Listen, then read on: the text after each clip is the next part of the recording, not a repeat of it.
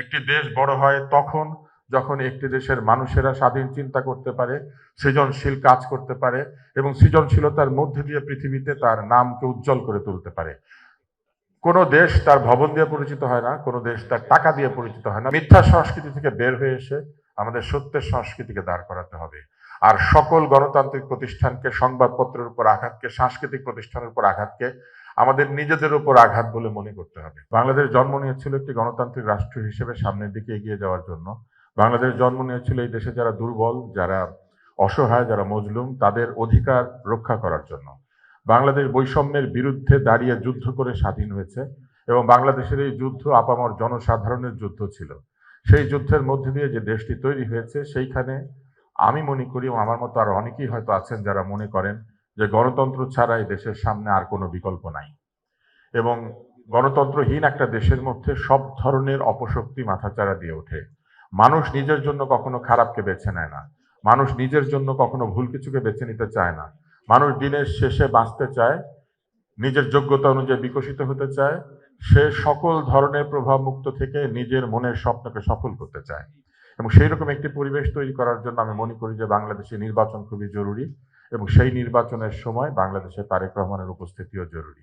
শুধু তাই নয়, আমি মনে করি বাংলাদেশে গণতন্ত্রের পক্ষে যত শক্তি আছেন তাদের মধ্যে একটি মৌলিক ঐক্য তৈরি করা প্রয়োজন, যেখানে আমরা যে মত আর পথেরই অনুসারী হই না কেন, আমরা কোনোভাবেই গণতন্ত্রকে, অধিকারকে, সাধারণ মানুষের নিরাপত্তা, যান মাল এবং তার চিন্তার নিরাপত্তাকে আমাদের প্রোটেক্ট করা উচিত।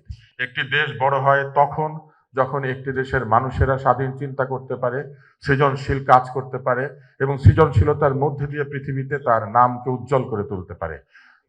কোনো দেশ তার ভবন দিয়ে পরিচিত হয় না, কোনো দেশ তার টাকা দিয়ে পরিচিত হয় না। পৃথিবীতে বহু ধনী রাষ্ট্র আছে, নাউরু আছে আপনারা জানেন, ব্রুনাই আছে আপনারা জানেন, কিন্তু এই দেশগুলি তাদের টাকার জন্য পরিচিত, কিন্তু এই দেশগুলি সারা পৃথিবীতে সম্মানের আসনে নাই।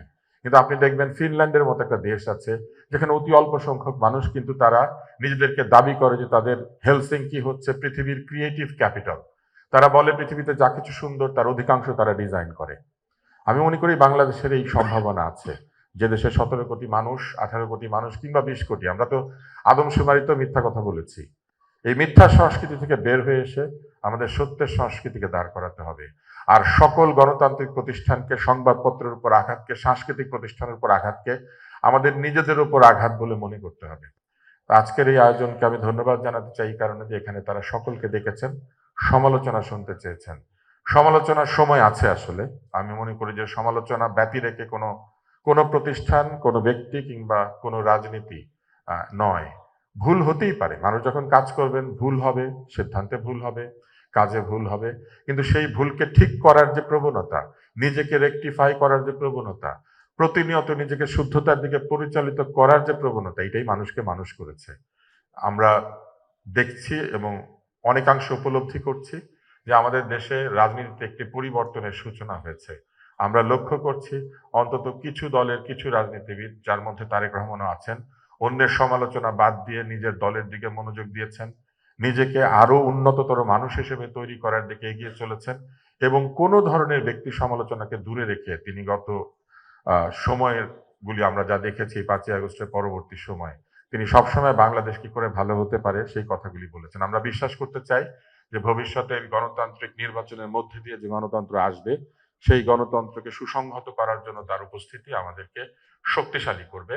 তিনি দিক নির্দেশনা দিবেন, তিনি আমাদেরকে জানাবেন তার পরিকল্পনাকে এবং জনগণ যেহেতু নিজের ভালো বোঝে, জনগণ তার স্বাধীন সিদ্ধান্তে, ভালো সিদ্ধান্তগুলোর পেছনে দাঁড়াবে, কোথাও ভুল হলে সেটা সমালোচনা করবে এবং কোথাও যদি সাহায্য প্রয়োজন হয় দলমত নির্বিশেষে ভালো কাজের পেছনে দাঁড়াবে।